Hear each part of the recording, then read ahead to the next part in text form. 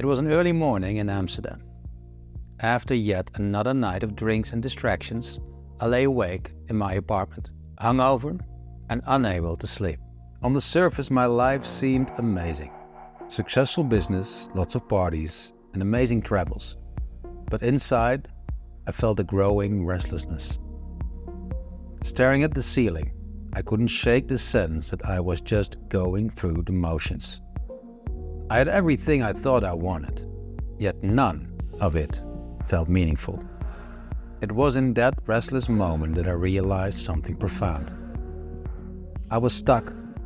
I felt empty. I was trapped in an invisible cage I had built around myself. The first step to breaking free was acknowledging that I was trapped. It was then that I made the decision to stop sleepwalking and start searching for something deeper, something true. The philosopher Gurdjieff asked his students a question. If a prisoner wants to escape from prison, what's the first thing he needs to know? His students offered various answers. You need to know where the key is, one said. You have to know who the guard is, said another. But Gurdjieff shook his head and said, no. The first thing you need to know if you want to escape from prison is that you are in prison. As long as you don't realize that, escape is impossible. Think about that for a second. Are you aware that you are in a prison? Have you stepped out of it? Or let me ask you this. Do you think you're awake, but maybe you're still asleep in many ways? A decade has passed since I started to wake up. Here's something I've learned along the way. Awakening isn't just a one-time thing. There are so many levels and layers to it. I've been on this journey for about 10 years now, and trust me, it's been a wonderful and crazy ride. In some areas, I feel like I've made huge leaps, but in others, it still feels like I'm just getting started. Today, I want to share my own awakening journey with you. What is meant for me as a person, a creator, and an entrepreneur. Maybe you'll see a bit of yourself in my story. Maybe it will spark something in you, or maybe it will resonate with you in some other way. I will touch upon many themes. As a heads up, some of them I will expand more on in upcoming videos. So let's dive in. I'll start at the very beginning. I grew up in a Christian family. As a kid, I remember going to church and trying so hard to connect with what was being talked about. I really tried, but I just couldn't feel it. My mother was a bit of a seeker herself. She was into books that went beyond Christianity, exploring broader spiritual ideas. I remember taking a few of those books off the shelf in my early teens. I read stuff like The Celestine Prophecy by James Redfield and Conversations with God by Neil Donald Walsh. The ideas intrigued me, but honestly, I couldn't fully grasp them, and more importantly, I couldn't feel them. By the time I hit 14, my curiosity about the nature of reality started to fade. You know how it goes. Teenage years kicks in, and suddenly girls, sports, and parties become way more interesting. I drifted away from that deeper search for meaning. But even though I wasn't as curious anymore to spirituality, some Christian beliefs weren't completely out of my system.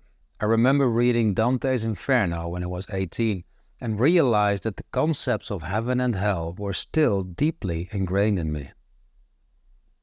It's funny how these things can stick with you, even when you think you've moved on. Fast forward to college, where I was studying business administration and psychology. My interest in the nature of reality took a further backseat. Next to my studies, I was more focused on indulging in the pleasures of the world, as many of us do in our early 20s. Then, at 22, things shifted dramatically in my inner world. I was living in Lisbon for 6 months as part of my studies. Lisbon was great, lots of sunshine and trying to stay upright on a surfboard. But it was all a bit too relaxed. After a while, a deep sense of emptiness started creeping in. I found myself asking some heavy questions. What is the point of all this? Does my life even matter? What is humanity's role in this vast universe with its trillions of stars? And you know what conclusion I came to? It did not matter. Everything, the beauty, the suffering, it all felt fleeting and meaningless. That sense of emptiness was overwhelming. My solution? I kept myself amazingly busy. I threw myself into work and play, determined to make life as fun as possible for myself and those around me. The seeker in me wasn't completely gone though. I remember picking up The Power of Now by Eckhart Tolle when I was 23.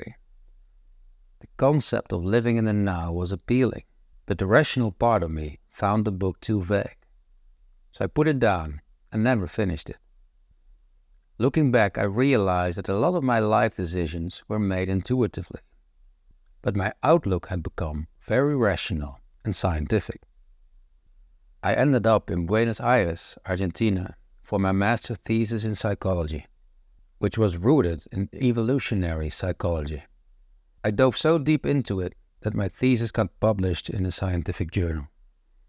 At that point, I saw human beings as nothing more than evolutionary results, just patterns and behaviors. Then when I was 25, I had an experience that deepened my perspective and was crucial in my journey. I got into The God Delusion by Richard Dawkins. Dawkins, an evolutionary biologist, argues that God almost certainly does not exist. His atheistic philosophy fascinated me and it became my truth. Embracing atheism felt like a huge relief, like I had finally figured things out. I remember a family Christmas dinner with my in-laws where we were sharing what had been most important to us over the past year. For me, it was clear. I had finally let go of any religious conditioning. I had embraced atheism, and it felt like a huge victory. In the years that followed, I became the guy who shut down anything that couldn't be measured or rationalized. If it didn't make sense to my mind, it didn't exist. It was all about logic and reason. People who had a different opinion on this were total loonies to me. I could still appreciate the wonder of existence though. I could marvel at the idea that out of a meaningless universe, life forms had emerged that could be aware of themselves, even if just for a moment. But that wonder was not enough to give my life true meaning. After finishing my degrees, I started working for an American consulting firm. For more than 4 years, I went all in. Long work weeks, wild weekends. Then I took it up a notch by quitting my job to start and build my own company. With several co-founding investors, I got a platform going for successful entrepreneurs and CEOs. I entered a phase where I worked and partied even harder. The company took off, but I started to notice something. My ego was growing. I thought I had become this important guy with all these hotshot clients. I was becoming more and more of a selfish jerk. I've always loved music and the arts, but I remember this one Friday night when one of my best friends had bought us theater tickets. We were supposed to meet at 8 p.m., but at 7:30 I called him to say I was going to be late because of work and we wouldn't be able to make it to the theater in time. Not only that, I actually got mad at him and blamed him for planning it on a Friday, saying he should have known that after a long work week, all I wanted was to drink and use substances. That's how far down I'd spiraled. I was losing touch with the things that really mattered, and it was starting to show. This wasn't who I wanted to be. The company I started ended up having hundreds of CEOs and entrepreneurs as clients. On the surface, these people were killing it, ambitious, hardworking, and in the conventional sense, highly successful. But when I really looked at them, I noticed something troubling. Most of them didn't actually have a clue why they were doing what they were doing. Sure, they were achieving things, but when they took an honest look at themselves, it often wasn't truly meaningful. And if I'm being completely honest, I was probably in an even worse state. I had turned into a nihilist who didn't really care about anything. I was pale, eating like crap, and numbing myself every weekend just to get through. I was totally lacking any sense of meaning. So one day, I found myself sitting on the couch of a highly respected executive coach named Laurens Veemeyer. And the first thing he asked me was, "What are you doing here?" I didn't have a clear answer, but deep down, I knew I was searching for something more. Something beyond just success. I was desperately trying to find a purpose in life. Little did I know that Laurens would play a crucial role in shaking up everything I thought I knew. Those sessions with him weren't your typical coaching sessions. About 80% of the time, he would be talking, and I'd just sit there, taking it all in. He had this piece of paper in front of him with my blueprint scan results, a tool he had developed himself. He would glance at it occasionally and then keep talking. One day he looked at me and said, "It's about time you get rid of these pitiful, atheistic theories of yours." I remember thinking, what the hell are you talking about? This is science, man. But over time, as I kept listening, something inside me started to shift. I began to hear what he was really saying, beyond just the words. With Laurens' guidance, I started to peel back the layers of my old beliefs. I didn't need to numb myself with alcohol and drugs every weekend anymore. I began to find peace in silence, going on long walks in nature, and even picking up meditation. For the first time in almost 10 years, I started reading spiritual books again. And as I continued my conversation with Laurens, I noticed something surprising. I began to doubt my atheistic convictions. Could it be that I was wrong? Could there actually be more to reality than what we can see with our eyes? Could we, at our core, be of a divine nature? This journey wasn't just about my sessions with Laurens. I also began exploring these questions on my own, diving into solo mountain treks and experimenting with plant medicine, searching for deeper insights and understanding. I was still living the work hard, play hard lifestyle, but increasingly, I found myself drawn to solitude. And slowly but surely, things began to change. I started having transformative realizations and experiences. For the longest time, I had detested humanity. To me, people were nothing more than parasites, destroying the planet and each other. But now, I started to see things differently. I began to understand that every human being is just like me. At our core, we all have beautiful intentions, but we often get lost along the way, falling into behaviors that mess us up and don't reflect who we really are. I began following my intuition more, and with that came a series of synchronicities. Those moments that feel like the universe is speaking directly to you. Life started to communicate with me in ways I hadn't noticed before. Through music, movies, and random encounters.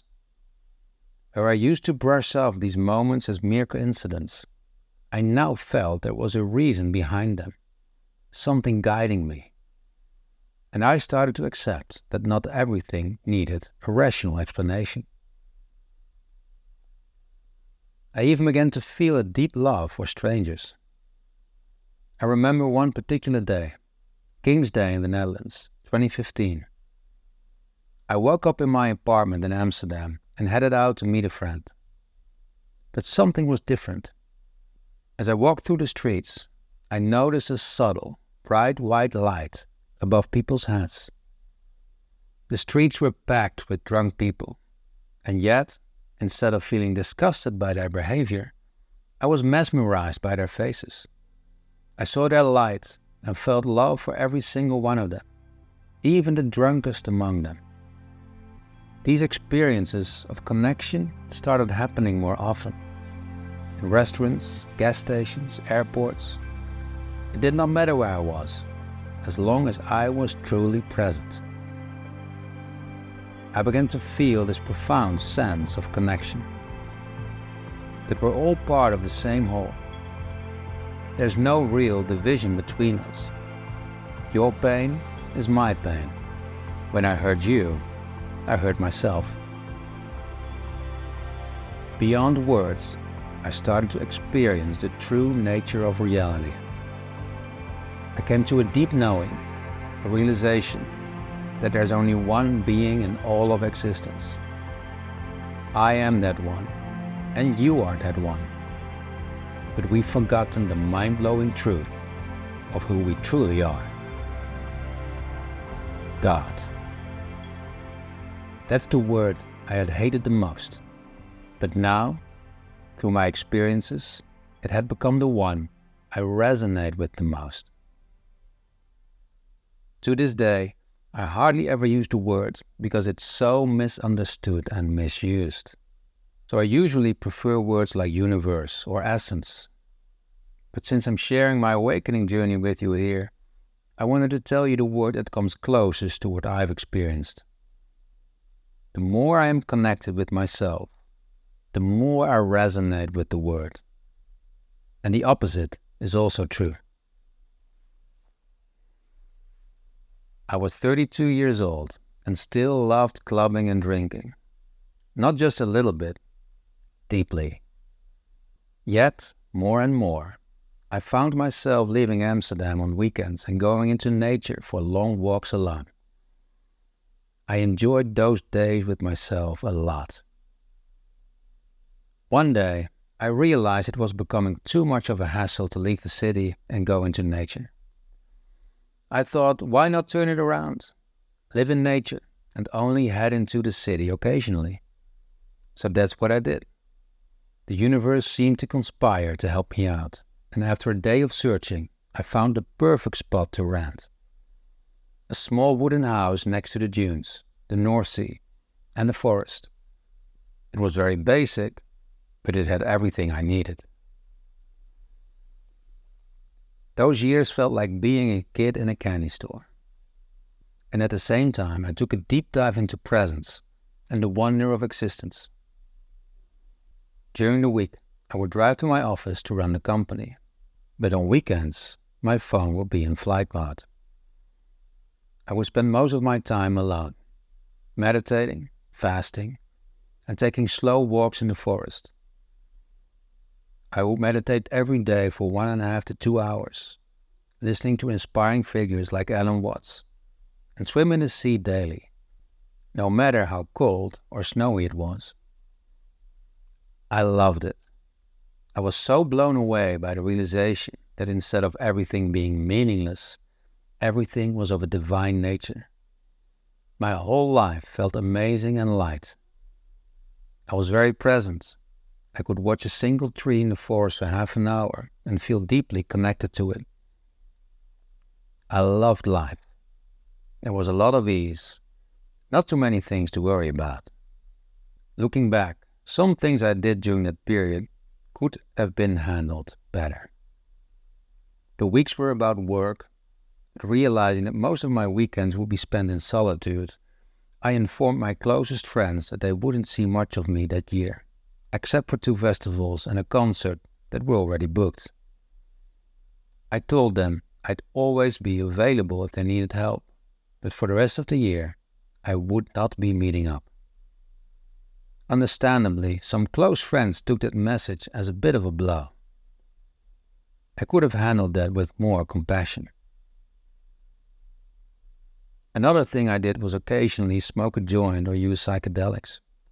I was so open that only a small amount of these substances would bring me into deep states of consciousness. It wasn't for entertainment. I was downloading a lot of information, with realizations just flooding in. Until one day, the universe gave me a warning to stop doing it. When I didn't listen to that warning, it threw a very, very firm message in my face.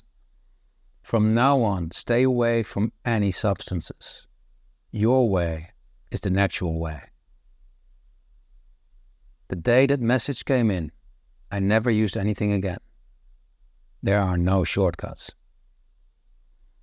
I don't judge the use of psychedelics. They show me why doing the inner work is so important. But you'll never see me point people in the direction of using psychedelics. Very early on in my awakening, I saw very clearly that my purpose in life would be to contribute to a higher level of awareness on the planet, a higher frequency. I realized that I'm here to support the manifestation of a world where we go all in on enlightening ourselves, our organizations, and innovating the way we build our society. That's what my entrepreneurship should be about. I decided to gradually pull back from my first company. We appointed another CEO and I sold part of my shares. This created space for a new initiative, the first version of what later grew into Awake Origins. There's a lot to say and share about this process. I will share with you 7 key lessons later in this video.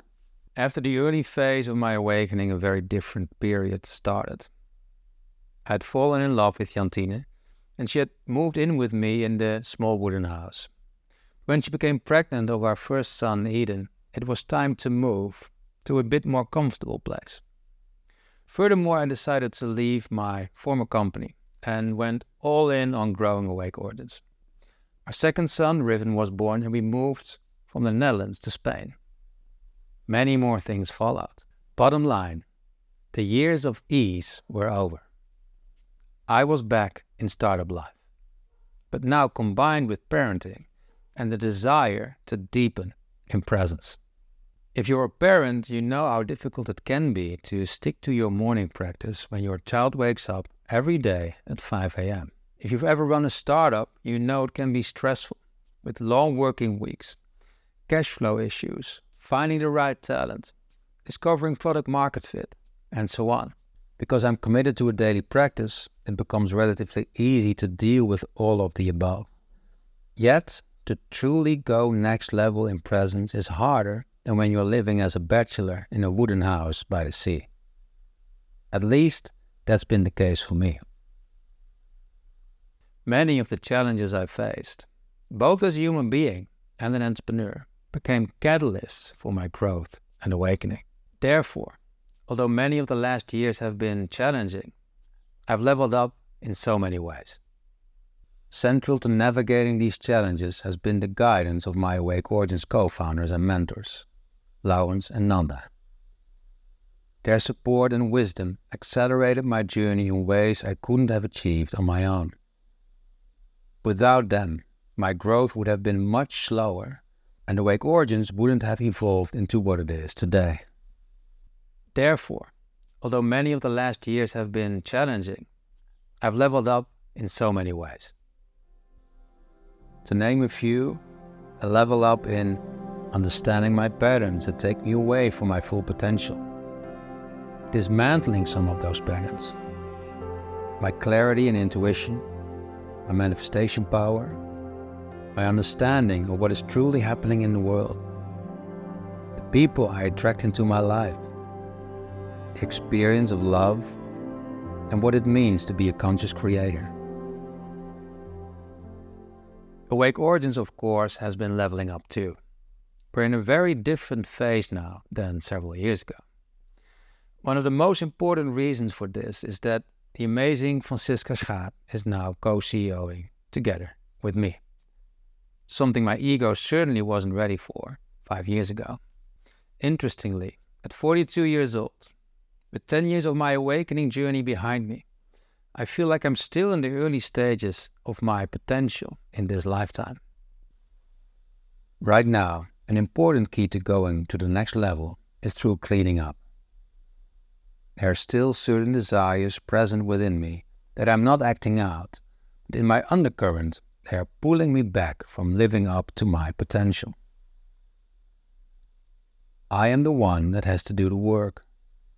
But also here, I don't have to do it alone, with the amazing guidance of the people I have around me. Do I like the cleaning up process? No. Is it needed? Yes. I've come to accept that the journey of awakening is never ending. This lifetime is just a tiny portion of it, and the moment you think you've arrived, you're simply amazingly stuck.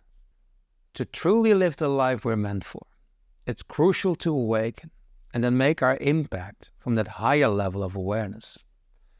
This is the core of what Awake Origins stands for. The process of conscious creation is a journey with much more to explore and share. Reflecting on my own path, I've learned 7 key lessons as a conscious creator and entrepreneur. Lessons that continue to guide me just as powerfully today as when I first discovered them. Because in this journey, there's always a next level. So looking back at my journey, here are 7 lessons that have shaped my path. 1. Keep evolving. Never think you've arrived. I've met many who believe they've reached a high level of consciousness, only to be trapped by their own ego. It's almost as if they're living in a spiritual fantasy world, disconnected from true growth.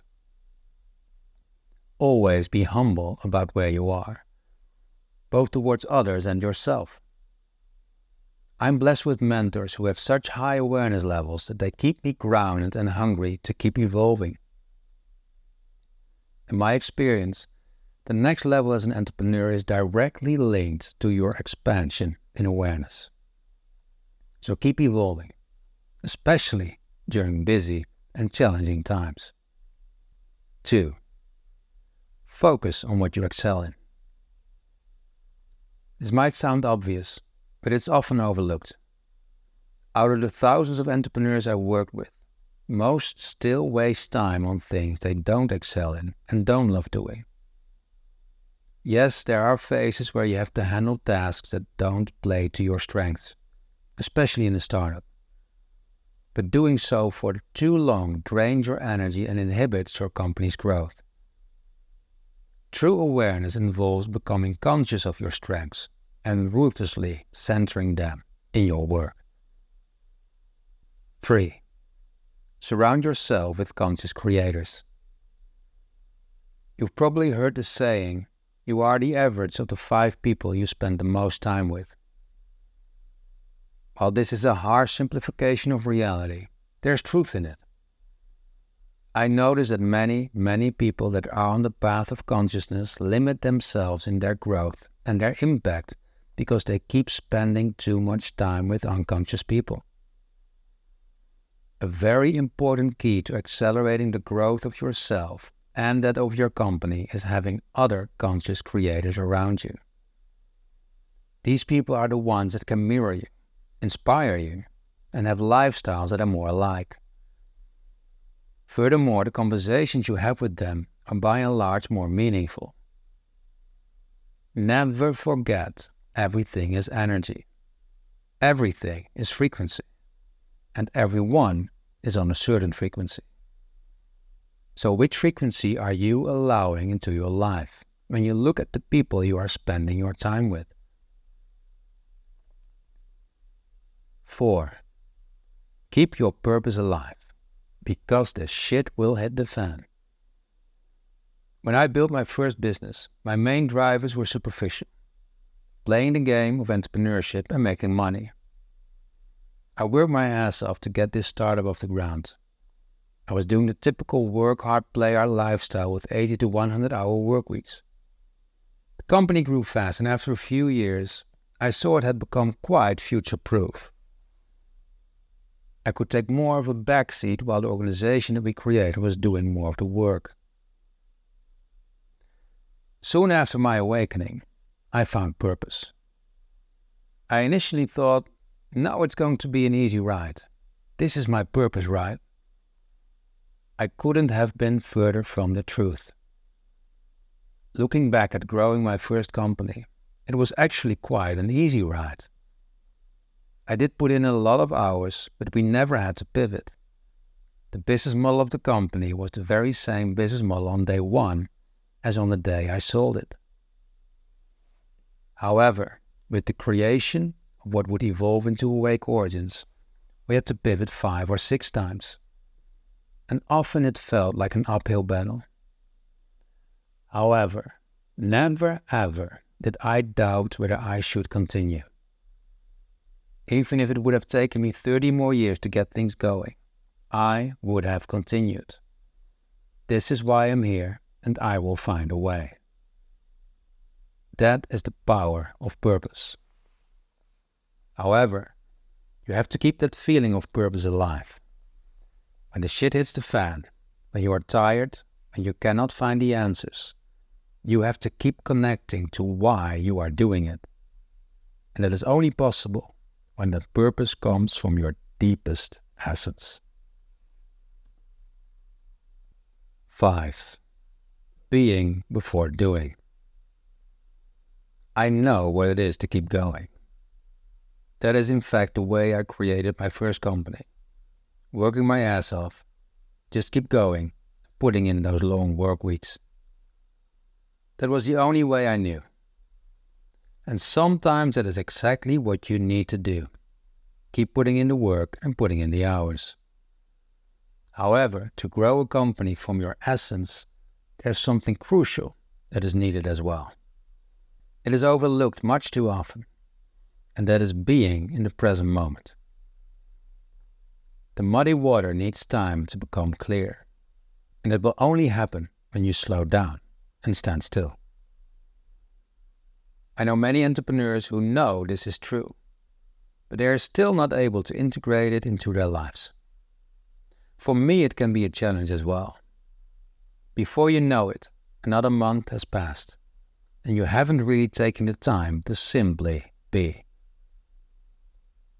Crucial insights need both time and space to complete themselves, and you have to facilitate that for yourself. For most people, that requires a certain structure. For example, a day by yourself every month, doing nothing, with your phone in flight mode. As a conscious entrepreneur, you are a pioneer. You live in the trenches of entrepreneurial life while you want to be connected to your innate essence. I know many of you may not like it when I say this, but in order to do that, it also requires a daily structure in the form of a daily meditational practice. You are not able to live up to your potential as a conscious entrepreneur without a daily practice. I've never encountered someone who did. When you reside in that present moment enough, not only does your clarity increase, also the manifestation power of your thoughts and desires increases. Synchronicity becomes your friend. The magic of life intensifies. That magic gave me the opportunity to meet and work with many amazing people from all over the world. Not only top-level CEOs, but also world-renowned inspirators, like for example Wim Hof and Jordan Peterson. 6. Cut out the bullshit. You are here for a reason on this planet right now. You are here to evolve, as well as to contribute to the manifestation of a brighter future. How much time have you truly dedicated to your growth and to living in alignment with your purpose over the past 24 hours? And how many hours have you thrown away? I'm not saying you should not enjoy life and have fun. Please do. However, when you have an honest look at your life, you may conclude that certain things don't serve you anymore. For many people, one of those things is their media intake. The number of hours wasted on watching the news, Netflix, and being on social media is tremendous. And remember, it's not only time that is lost. Everything that you take in is taking up space within your mind. And when a lot of that is bullshit, you are heavily inhibiting yourself on clarity and focus. So cut out the bullshit and make room for what truly matters. 7. Make awareness actionable. I love having deep spiritual experiences. It's beyond exciting to remember who I truly am, to remember who we truly are. There was a time when I thought that this was what life was all about. But over time I realized I was wrong. The proof of the pudding is in the eating. It is not about having those profound out there experiences. It's about pulling that light down to earth, experiencing a deeply connected life and manifesting from your essence. And that requires making things very concrete, down to earth, and actionable. There is a lot I can share with you on this one, and I will in future videos. The most important thing right now is to understand that the only way to go next level is to integrate awareness into daily life, especially as a busy entrepreneur. So those were 7 of my key lessons. Keep evolving, focus on what you excel in, surround yourself with conscious creators, keep your purpose alive, being before doing, cut out the bullshit, make awareness actionable. This was a brief look at my awakening journey up to now. As I've mentioned before, I'll be exploring deeper aspects of awakening, entrepreneurship, and the future of humanity in the upcoming period. If you want to deepen your awakening and join a powerful movement of conscious creators, entrepreneurs, and leaders, be sure to sign up for the Awake Origins waitlist. Details are in the description below. I also highly recommend attending a live transformative Decode Yourself session. You'll find the link for that below as well. That's it for this video. If you found any value in it, please like and subscribe. Thank you for watching. And remember, now is the time to rise to our next level.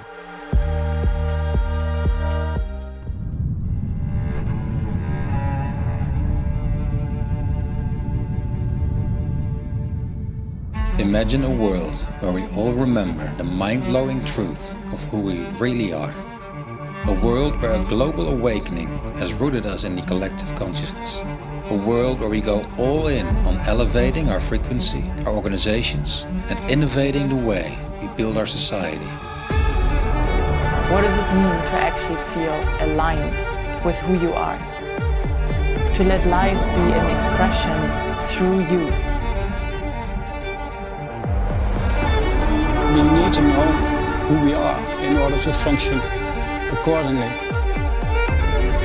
You see a collective arising, contributing to a brighter future.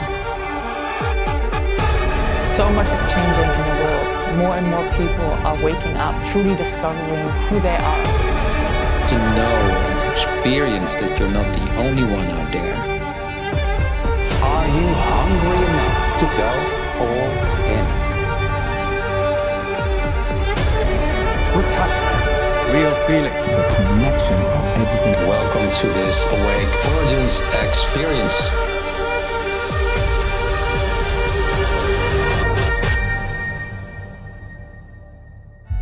It's time to come home. To a home where conscious entrepreneurs, leaders, and changemakers co-create a brighter future together.